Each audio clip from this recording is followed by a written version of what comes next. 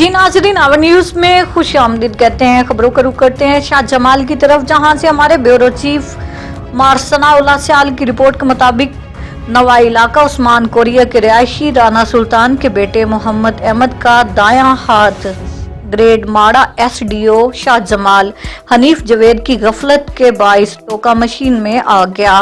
राना सुल्तान का कहना है कि मेरा बेटा अहमद, जिसकी उम्र 13 साल है, वो टोका मशीन पर घास काट रहा था।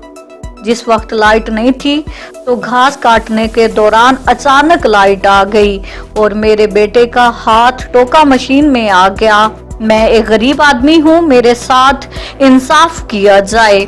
मेरे बेटे का मुस्तकबिल लाइट के कोई टाइम टेबल ना होने की वजह से बर्बाद हुआ है। एसडीओ शाहजमाल हनीफ जवेद गुंडागर्दी कर रहे हैं, अपनी मर्जी से लाइट बंद और ऑन कर देते। मेरी वजीर आला पंजाब सरदार उस्मान अहमद खान बोजदार से अपील है कि इस वाक़े का नोटिस लें और बिजली का कोई टाइम टेबल मुकर्रर किया जाए ताकि किसी और मेहनतकश का मुस्तकबिल बर्बाद ना हो।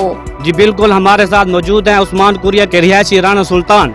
आइए उनसे बात करते हैं कि उनके बेटे की टोका मशीन में बाजू किस वजह से आई है। जी अस्सलाम वालेकुम। ये गैर एलानिया लोड शेडिंग है। इसके लिए समझो बिजली किस टाइम 5 बजे आ जाती है, किस 6 बजे, किस 7 बजे आ जाती है। कोई लोड शेडिंग का टाइम नहीं आएगा।